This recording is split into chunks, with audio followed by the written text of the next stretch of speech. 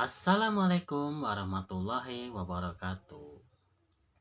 Ini khususnya untuk para ulama ya, para kiai, para ustadz, para habib, baik yang ada di kampung maupun yang ada di kota ya. Saya ini mau bertanya nih, apabila kita sebagai manusia berkelahi dengan bangsa jin, setan atau iblis ya, berkelahi karena bangsa jin, setan, iblisnya menampakkan diri. Terus kalau terjadi perkelahian nih antara bangsa manusia dan bangsa jin, setan, iblis, terus kalau misalnya salah satu ada yang mati, terutama bangsa manusia contohnya ya, karena berkelahi dengan bangsa jin, setan, iblis, terus manusianya mati nih, kira-kira disebutnya mati apa gitu? Apakah mati syahid karena berantem dengan bangsa jin, setan, iblis? Apakah mati konyol karena sia-sia berantem dengan bangsa jin, setan, iblis? Inilah pertanyaan saya ya kepada para ulama, kiai, ustadz, habib ya. Bagi yang tahu mohon untuk berkomentar lah biar saya nambah ilmu ya. Mohon maaf, saya bukan adu ilmu, tapi saya orang bodoh yang bertanya ya. Karena kondisi saya saat ini kan jauh dari para ustadz, kiai, atau habib yang berilmu tinggi, jauh ya. Jadi saya juga gak ada waktu lah untuk mampir atau silaturahmi ke Ustadz para Kiai Habib ya, karena saya sibuk jualan cilok malam ya, seperti biasa. Kerjaan saya sehari-hari jualan cilok malam. Saya ini jujur aja ya, udah 3 tahun kalau malam ini gak tidur. Dan pengalaman saya selama 2 tahun malam gak tidur karena jualan cilok malam, itu saya sering yang namanya diganggu ya oleh bangsa jin, setan, iblis ya. Diganggunya tapi melalui pergerakannya. Saya kan kasih contoh. Ketika saya pulang malam jam 11 malam ya, kebetulan tabung gas saya habis nih. Tabung gas saya mau ambil gas di rumah. Kebetulan saya jualan gas ya. Waktu saya jualan gas, tapi sekarang saya udah bangkrut jualan gasnya. Jadi pada saat saya ambil gas, tiba-tiba pohon beringin yang warna kuning bergoyang-goyang kencang kali kan. Jadi pada saat itu otak saya nggak berpikir kalau itu bangsa jin, setan, iblis. Otak saya nggak berpikir. Jadi saya nggak ada rasa takut. Mungkin ini kawan saya nih ngerjain nih. Aku lihat ke belakang, ke kiri, ke kanan, nggak ada. Otak saya baru berpikir. Jadi respon otak saya ini lambat berpikir di otak saya. Setelah otak saya menerima, merespon kalau ini bangsa jin, setan, iblis, barulah saya merinding ya. Tapi saya jalan aja santai, dorong gerobak, jalan aja santai. Saya pura-pura tenang. Aslinya jujur aja saya ketakutan, tapi saya pura-pura tenang aja, santai aja. Nggak lari saya, enggak, jalan aja dorong gerobak, ambil tabung gas. Setelah ambil tabung gas, saya jalan lagi di tempat yang sama, gak ada masalah. Habis itu terus di lain waktu lagi, waktu ada pohon mangga, waktu itu kan tahun musim mangga ya kan. Jadi pada saat saya pulang jam 1 malam, saya pulang. Kebetulan cilok saya habis jam 1 malam. Jadi saya lewat di pohon mangga. Bunyinya yang pertama gedebuk seperti itu kan. Aku berhenti gerobaknya, saya cari, kayaknya ada mangga jatuh nih, mangga gede banget nih. Senang banget kan perasaanku. Dicari ke kanan, ke kiri, kagak ada buah mangga yang jatuh. Akhirnya saya balik lagi ke gerobak, gedebuk lagi. Tapi ketika bunyi gedebuk itu daun mangga sama ranting mangga itu pada putus. Yang saya herankan, pada putus, jatuh daun mangga sama ranting. Jadi Jadi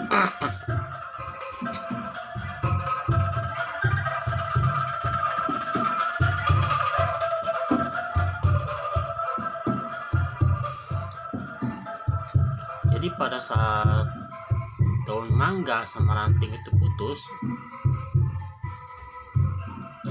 otak saya masih belum berpikiran itu bangsa jin setan iblis ya. Nah, yang ketiga kali bunyinya beda lagi. Bunyinya begini, pralak, seperti itu. Kok ada yang lempar pasir ya ke atas? Aku liatin di atas genteng kagak ada siapa-siapa. Nah, otak saya berpikir, apakah ini yang disebut bangsa jin setan iblis ya? Dia memberitahu dengan pergerakan, akan tetapi tidak menampakkan diri lah, seperti itu. Inilah setiap malam hari-hari saya sering diganggu oleh bangsa jin setan iblis ya, ketika saya pulang malam jualan cilok malam ya. Nah, begitu juga dengan orang yang stres. Orang yang stres itu kan, atau orang gila, tapi emang agak sedikit aneh. Dikatakan gila tapi tidak gila, dikatakan stres tapi juga tidak stres. Masalahnya dia masih makanan yang bersih, bahkan dia pun ngerti uang gitu, bahkan dia ngemis-ngemis minta uang buat makan gitu. Jadi ada bangsa jin setan iblis itu masuk di dalam tubuh manusia. Jadi setiap melihat saya nih, bangsa jin setan iblis itu yang ada di dalam tubuh manusia, kebetulan di dalam orang yang stres itu, yang gila itu, dia selalu setiap malam itu nantang saya kelahi. Selalu saja bikin gara-gara.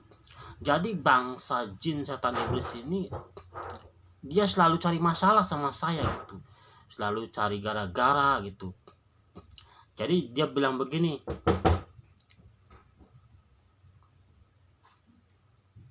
kalau kamu berani, ayo maju sini berantem sama aku, dia bilang gitu kan. Habis itu aku diemin aja, aku cuekin aja kan. Nah, habis itu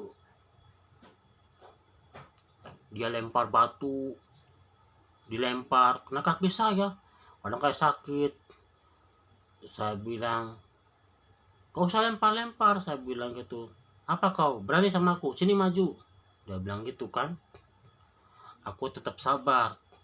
Waktu itu sebetulnya aku pengen kelahi, tapi kelahinya, hei bangsa jin setan iblis, kalau kau punya nyali, keluar kau dari tubuh manusia. Aku pengennya begitu. Tunjukkan wujudmu, saya bilang. Saya kelahi, ayo kelahi sama aku, bilang gitu. Aku pengennya seperti itu. Cuman yang jadi masalah, saya belum mendapatkan jawaban nih dari para ulama, Ustadz Kiai Habib.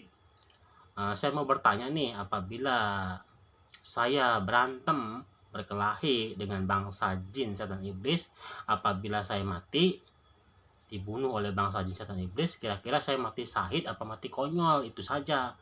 Akan tetapi kalau saya disebut mati syahid karena saya berantem dengan bangsa jin setan iblis, saya akan lanjutkan, saya akan lawan bangsa jin setan iblis, saya smackdown ya. Kalau enggak dia smackdown saya, terbalik kan gitu. Walaupun fisik saya lemah, tetapi roh saya kuat, berani, jiwa saya berani. Walaupun saya tahu bahwa saya ini kalah, pasti saya tahu, akan tetapi demi menyampaikan kebenaran, demi untuk membela kebenaran, saya berani walaupun saya kalah. Pada dasarnya seperti itu ya. Jadi sering kali kalau setiap malam itu bangsa jin setan iblis itu yang ada di tubuhnya orang stres itu selalu keluar. Dia selalu marah-marah. Dia bilangnya apa namanya, ciloknya saya ludahin ya, bilang gitu ya.